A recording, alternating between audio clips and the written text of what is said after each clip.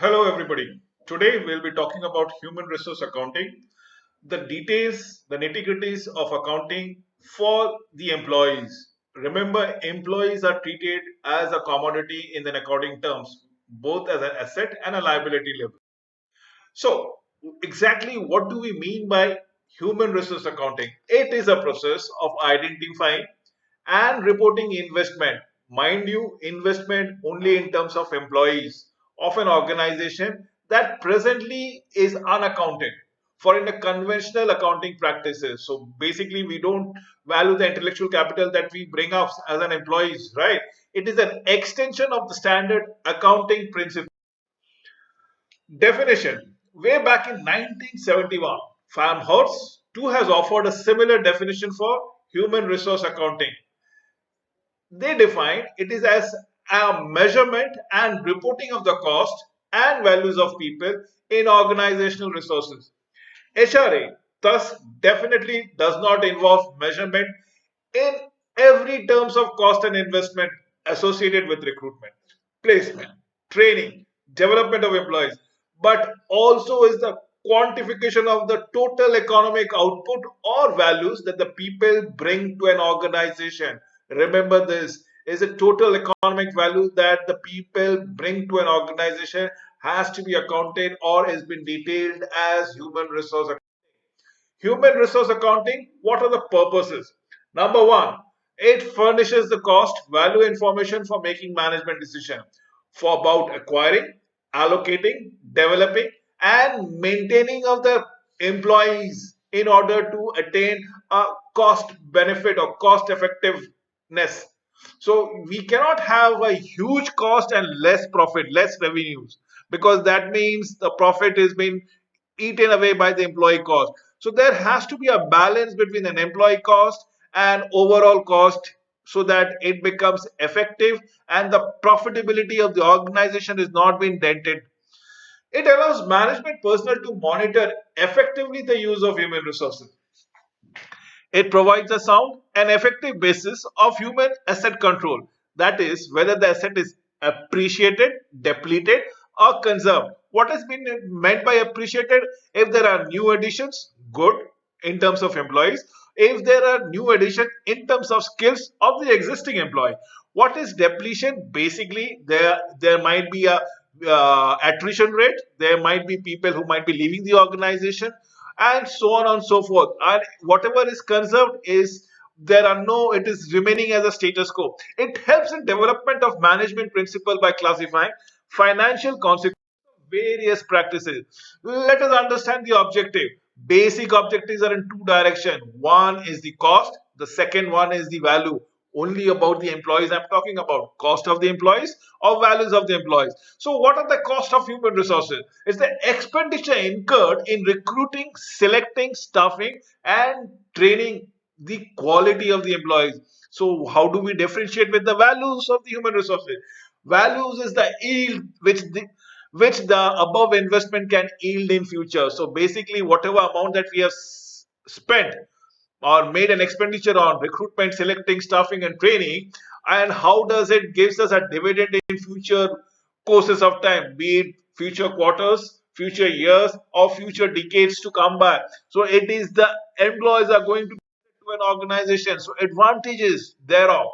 It checks the corporate plan of an organization. The corporate plan is to aim for expansion, for growth, for diversification, changes in technological arena has to be worked upon. Second would be it offsets uncertainty because you have a ready pool of talent, ready pool of employees, which enables the organization to have the right person at the right place at the right time for the right job. It becomes more effective. It provides scope for advancement and development of employees by effective training and development. It helps individual employees to aspire for promotion. So, if I am well educated, well trained, well confident about my expertise, why shouldn't I aspire for a promotion? Why shouldn't I expect better benefits? So, this is all about human beings in an organization, human being being treated as an asset and not as a liability or wastage. It improves productivity, it improves the sense of we feeling, it improves the sense of employees contribution in terms of the overall growth and profitability of the organization. Now, does human resource accounting only have advantages? I will contest that. So what are the disadvantages? The HRA may lead to dehumanization. So basically, we are commodifying a human being. No standards of human resource accounting is still existent. An employee with comparatively low value may feel discouraged. That is what we call what has been comparatively low value. People who are occupying lower echelons in the ornogram or the lower position in the organization. People at the higher echelons, the top management of technical know-how, they might be very happy with it as they would be treated as an. So benefits of human resource accounting helps the company to ascertain how much investment it has made on the employees. How much return can it expect from this investment? So these are the cost benefit analysis that we are talking around it. So how much have we invested as in cost and how much return as in how long is the employee going to be associated with the organization, or what will be the deliverables that he or she is going to bring to the table for the organization. So the ratio of the human capital to that of non-human capital. Non-human capital might be anything called infrastructure, technologies, and so on and so forth. A human capital, on the other hand, can be the network that he or she brings in, the know-how of the scheme of things, the technical prowess that the employee possesses, provides basis for planning and physical assets versus human resources. Please understand something, both of them can be felt around it, but human resources are the only resources which has emotion, which is intelligent, which can act on its own rather than the physical assets which lacks all these three criteria. Provides valuable information to investors interested in long-term investment in a service sector company. This is of vital. Now, I'll come to the six assumptions of human resource accounting. So, human resource provides benefit to the organization in a fashion similar to which financial and physical resource provide. The benefits associated with both conventional assets and human resources have values to the organization because these benefits contribute in one way or the other in the accomplishment of the organizational goals. The acquisition of human resource typically involves economic cost. Money is involved, and the benefits associated with such resources can personally be expected to contribute to the economic or overall effectiveness of the organization. So that is one, the three of the assumptions that I've discussed within HRA out here. Definitely will come to the or the complete six assumptions of benefit of HRA. But what is usual accounting definition of assets are all about it. It tells about the real monetary transactions or the would-be monetary transaction to happen in future. Human assets are appropriately classified as in the people who are heading the organization, the people who runs the show, the people who are the backbone to the organization. What happens if they move? How does the organization prevent things from deteriorating? It is theoretically possible to identify and measure human resource cost and benefit within an organization.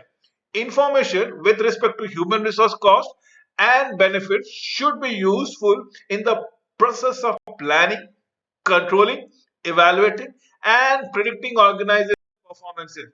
So, how does the modern managers in a new age firm, new age companies, organization utilizes human resource accounting? Number one is budgeting, budgeting and budgeting. Human resource managers develop and control departmental budget. Now, what does this budget comprises of? They have items under which has been budgeted under the heading of training, recruitment, staffing, incentive, and performance evaluation in terms of their cost and dollar benefits to the organizations. What accompanied by and based on the payback analysis, human resource budget gives or ample room to the senior management regarding the information it needs to decide on to how to allocate or utilize the available funds. So what do we propose as a human resource accounting? When an HR manager wants to introduce a policy, let's say it's a policy on service or a program on training and development or a program which benefits the employees at level, or there is any change in the process altogether, he requires approval. Believe me, he requires approval. Believe that the new activity will solve a lot of problem is not enough. Absolutely not enough, because any transition would requires cost, require installs a lot of brainstorming. The cost needs to be justified. To sell his proposal, the human resource manager must anticipate senior management questions. He will be able to demonstrate the viability of his idea in dollar terms, in monetary terms that needs to be taken. Return on investments. Management wants to know that his decision to spend money will make money for the organization. So basically, we all think whatever investment that we incur upon it, we want to reap benefits to it. We need to understand it should have 1x.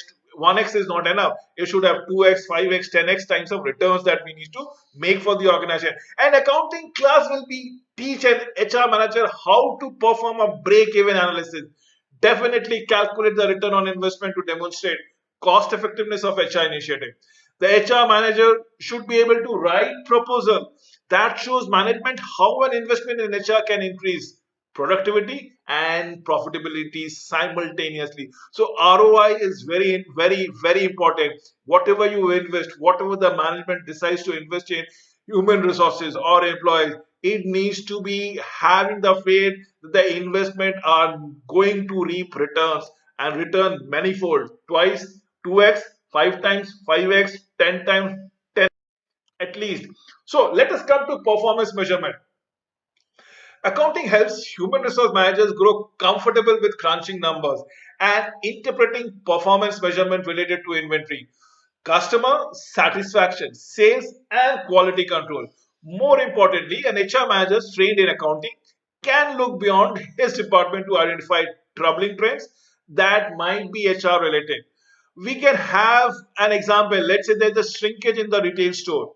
That means, are we going to hire new recruiting, or should I say, what will we do with an existing employees? Do we lessen the staff? Do we ask them? Do we fire them? Do we redevelop them for a new business altogether? It depends on the comfort of the top management. It depends how do we go for a transition.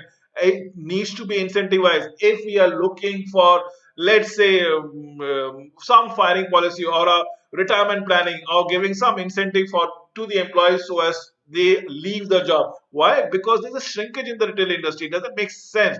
Or in otherwise, what we can do is, instead of giving an golden handshake or giving some retirement benefits to them, we may ask them to retrain themselves to a new business acumen for which the company might be thinking of making a foray into. The HR manager can illustrate the need for action by applying accounting principles to paint a solution which is cost effective and reduces illegalities at large.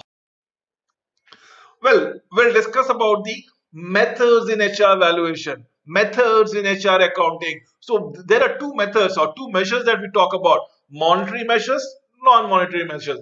We'll talk about the monetary measures: historical cost method, replacement cost method, opportunity cost method, and economic value method subsequently in details. Non-monetary measures need not be, cannot be accounted for. So we will, for the academic interest, I will let you know what is the expected realizable value method. And this method is not watertight. Everybody comes to a different conclusion.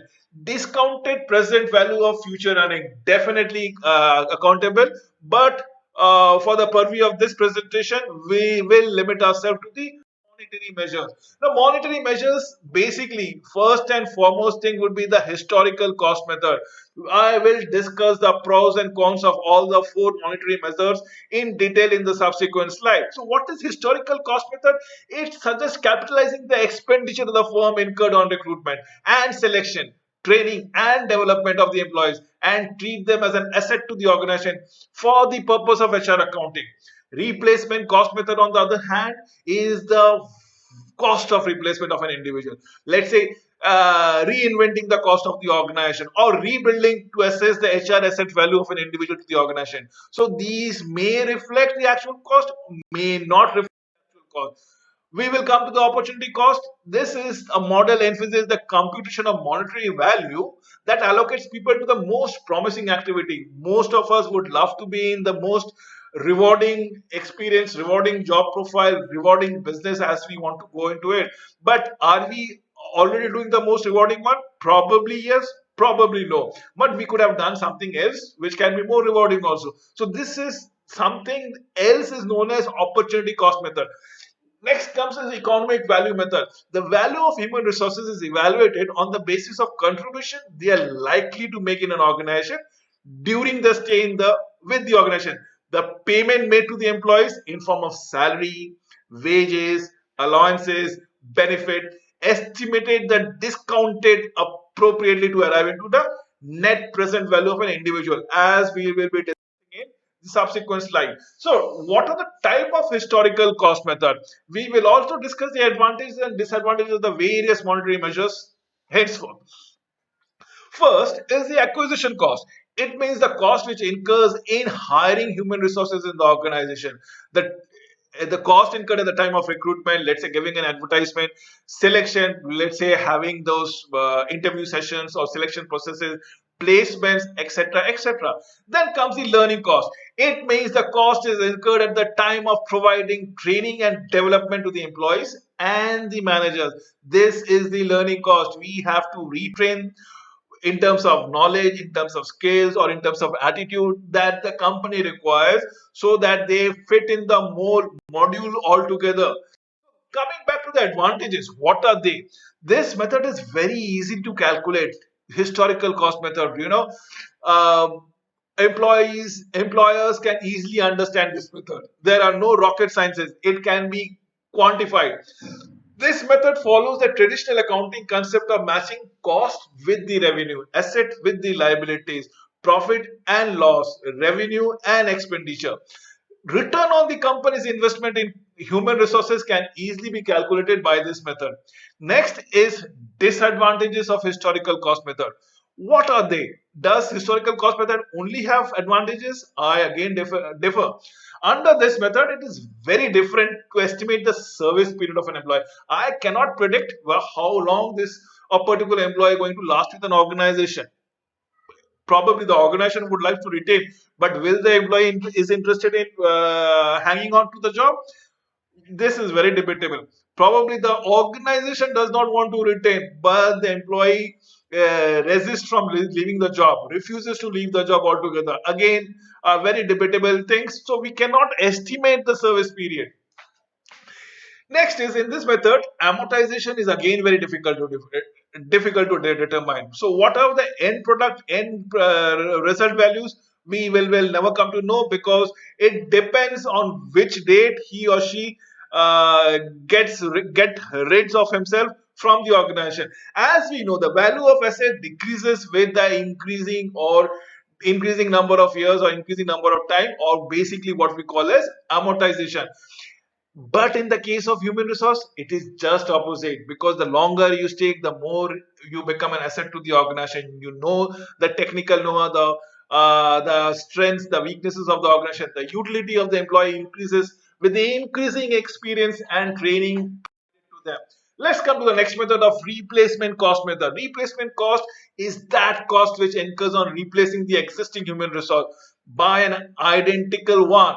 Let's say another employee A has been replaced by employee B.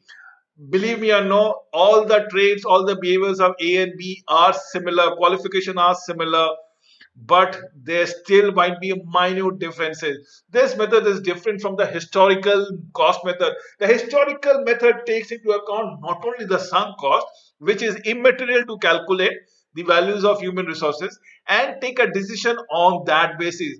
The replacement cost method is very realistic as it considers current value of human resource in its financial statement. So this is a very true to the face.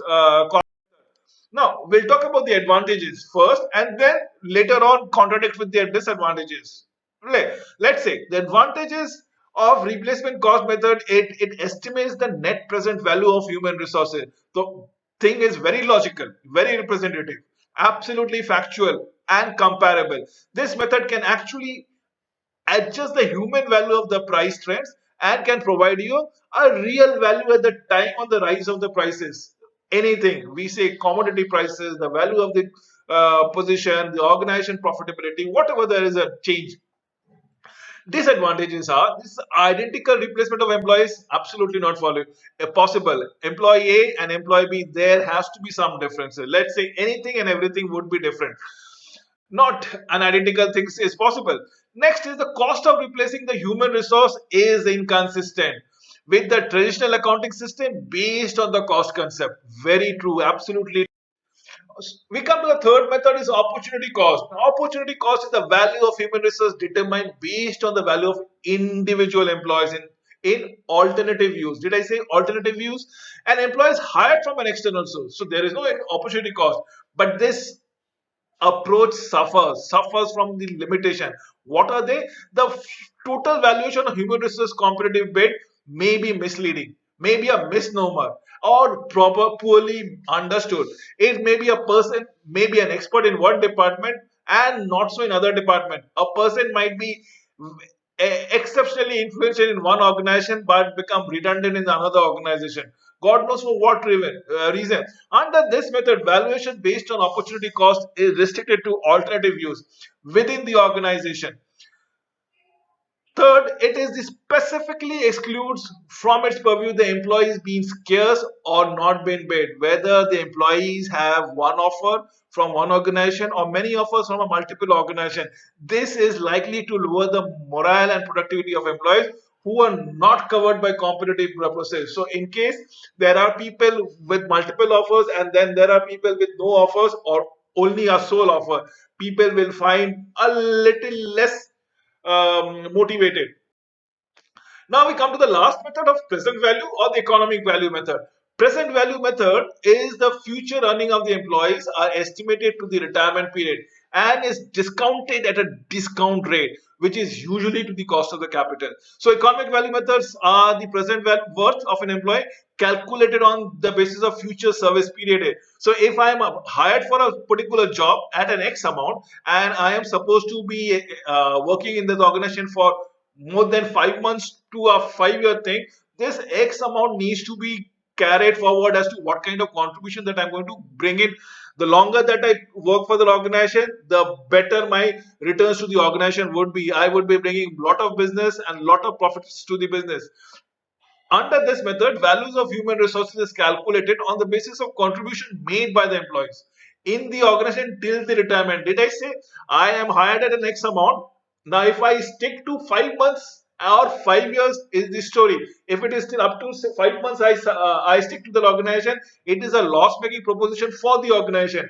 But if I stick till the end of 5 years and beyond, I give a lot of return to the organization. I bring a lot of wealth, a lot of profitability, a lot of productivity, a lot of revenue to the organization. So my salary get justified. The payment due to the employees in the form of pay, allowances, and benefits are estimated, then discontinued to arrive at a net present economic value of the per individual. So what are the advantages? Advantages are employee career movement are taken into account. So my career movement, how long would I exist in an organization is taken into account.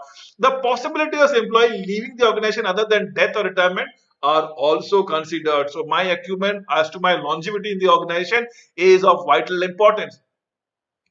Disadvantages of the economic value method, it is very difficult. Nobody can predict whether I will exist for next 5 months in the particular job or 5 years in that particular job.